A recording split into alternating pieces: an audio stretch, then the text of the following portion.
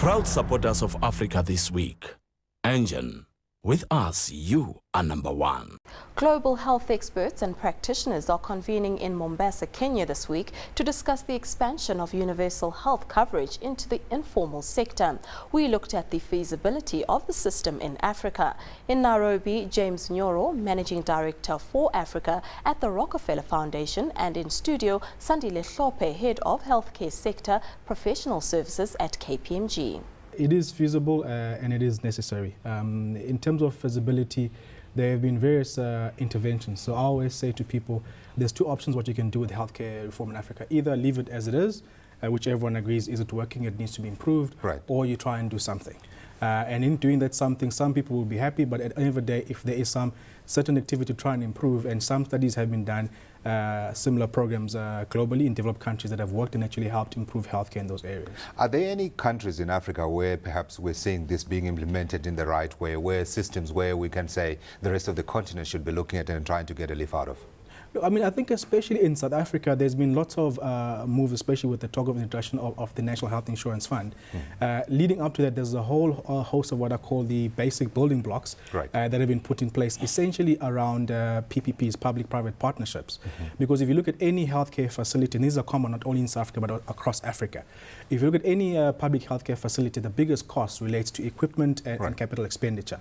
Now, a lot of these things, it's not a core competence of a health hospital CEO to actually manage and run that. Right. So what PPPs allow, and a lot of these are financed by international donors and so forth, and financing banks, is that you can then outsource the running and maintenance management of equipment for the hospital, which then frees up normally on average up to 60% of the funding cost, which then can be applied to more real clinical healthcare interventions in terms of hiring more nurses and doctors and improving quality within healthcare. Yeah. Now, is the debate not missing the point by focusing on perhaps talking about getting universal healthcare at the same time, perhaps not recognizing that we have a system that is perhaps not working to its maximum ability? Should the discussion not be centered on discussing what is the most efficient way of delivering healthcare services to people?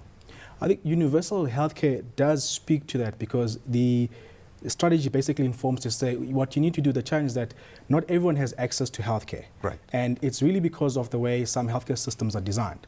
So, for example, if you take a poor person in a rural community who needs to travel lots of kilometers to get to a public hospital, that shouldn't be the case, because if you created community clinics within that area, that person could be better serviced. Sure. Also, the creation of community clinics drives down your cost of healthcare delivery. Right. The biggest challenge we have across Africa is that there's people going to a public hospital facility for what we call primary care. For example, you've got a common cold and flu, you go and cure the public hospital.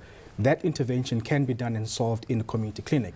So the challenge is, how do you then move back that traffic out of the public hospital into community clinics, which is then giving access to universal healthcare. Is the government the best agent to deliver universal healthcare?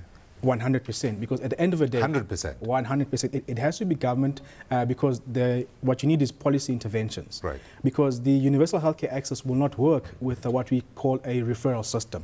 Because essentially, for you to have a referral system that works, you need to be able to then make sure that the citizens are quite well informed in that for primary healthcare, you begin at a community clinic, and if you bypass that when you get to hospital, you'll be actually turned back. That needs to be done through via a policy change from government and communicated to the citizens. You hold that thought there. We're going to be coming back to you right now. We need to go to Nairobi now. Global health experts and practitioners are convening in Mombasa, Kenya this week to discuss the expansion of universal coverage into the informal sector. From Nairobi now, we are now joined by James Neuro. He's Managing Director for Africa at the Rockefeller Foundation. James, good afternoon. Let's perhaps begin by posing the same question that I posed to Sandile right now about the desirability for government to be the sole provider of health services, particularly to poor rural communities. Well, thank you for having me in this show. Actually, I want to reiterate what he said, that basically it's not just the government that should be the sole provider. I think what we are seeing is PPP, the public-private partnership, where on one hand the government is providing the services, but on the other hand you are encouraging the private sector to participate in a way that the private sector then is reimbursed for some of the cost. And that is the experience that we as the Rockefeller Foundation are experiencing in countries like Rwanda and Ghana, where they are trying universal health coverage. So both the government and the private sector are participating, and at kind of an equal footing.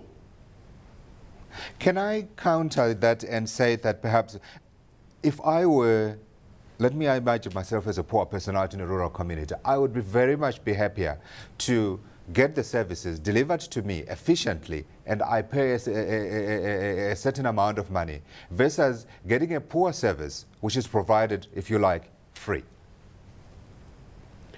Well, exactly, but first of all, what you are seeing in universal health coverage, the experience is that governments are spending and proportionately, a very high proportion of the budget, but not going towards meeting the real issues and the real critical points, particularly to the poor. And realizing that, for instance, you look at the US government and you know the health bill issues that have been going on.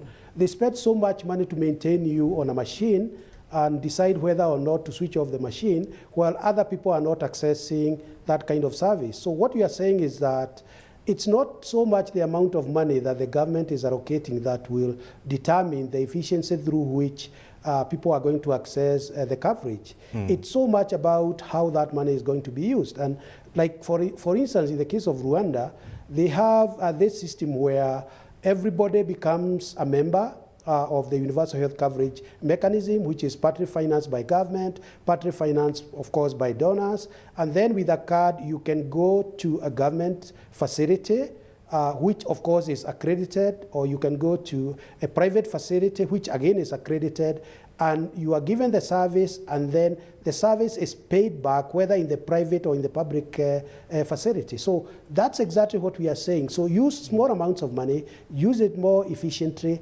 and let the people access the service. Can I put you in a difficult spot, Sandile, here and ask you if you think, first, African governments are allocating enough money to cover health services, and secondly, whether that money is being used efficiently enough? Excuse me, from a I think the project. first thing is that we all accept that African governments are not, oh, sorry. No, go on, James. I will take your point and then we'll come back to Sandile.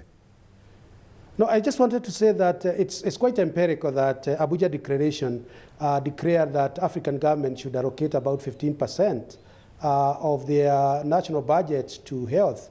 And there are very few countries, actually, who are meeting even 10%.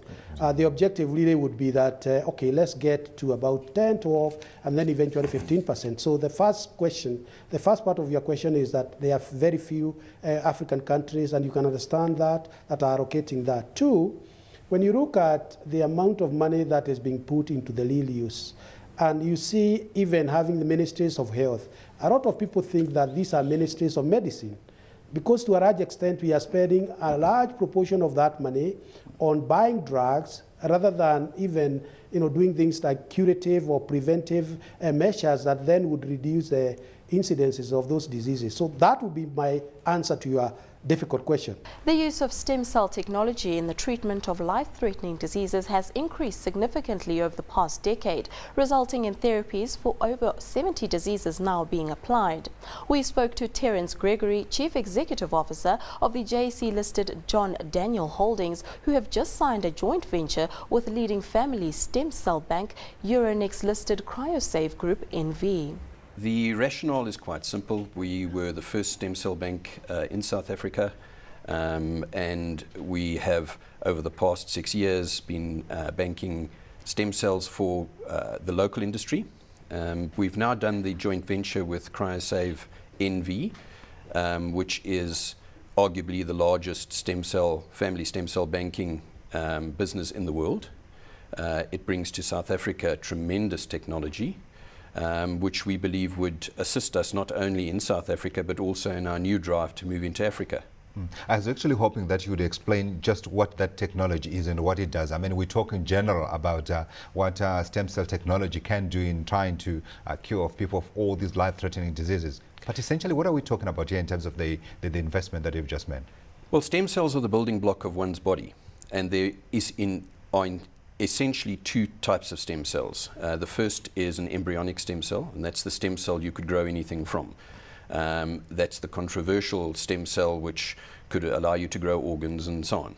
We are not involved in that business at all. That makes a lot of people nervous. Correct. We are not involved in that business and never will be. Our business is in adult stem cells. Adult stem cells are stem cells that are more defined. They are not able to grow organs, but they certainly are the healing blocks for the body. And the process basically that we have followed to date is to harvest from the umbilical cord of babies the cord blood out of the umbilical cord. It is very rich in hematopoietic cells, and these are the cells that are used to cure cancers and in therapies related to blood disorders and so on and so forth. So they've been very successfully used not only in South Africa but around the world in these therapies. Now, of course, when you talk about solving the problems, some of these diseases, this is a problem that, of course, Africa faces more than any other part of the world because of our poor health systems. Now, recently we saw Walmart coming into South Africa, but Walmart is not just coming into South Africa for South Africa. Walmart is looking at the bigger picture of Africa. Is that part of the reason why we're seeing this joint venture being established? Absolutely. And what are you looking at? What CryoSave brings to the party in South Africa is technology and the latest R&D available throughout the world, and that would take us many millions of rands to be able to try and replicate in South Africa. So the investment in South Africa is significant, but more importantly, it allows us to springboard from South Africa into Africa. And one will understand that generally in the African markets, stem cell technology is practically unheard of. Sure. So we believe this to be very significant, and hopefully over time, even in the public health sectors. Yeah, but this is, of course, very expensive technology that we're talking about here. Who's going to be financing this? And have you been able to identify the market for this across the continent? Yes, I think the expense is not that great. However, when one considers the treatment of these sorts of diseases, when one considers the propensity for the disease to occur in an individual, then it does reduce. The important part here is to make this affordable. And so what we have done is, in conjunction with a financial partner, we are looking at making the stem cell technology available to all people. So we have a 5-year program that at a cost of about 250 Rand a month. We have a 2-year program at a cost of about 450 Rand a month, which makes it very affordable to most South Africans and hopefully most Africans. Which markets in particular are you looking at? Currently, we're looking at the higher LSM markets. That's the traditional market that is serviced with this product, but we would like to take it down to all people. We believe that this is such an important technology, and ultimately we believe will replace many of the drugs that are administered today, and many of the organ replacements and so on could possibly be treated with stem cell technology in the future.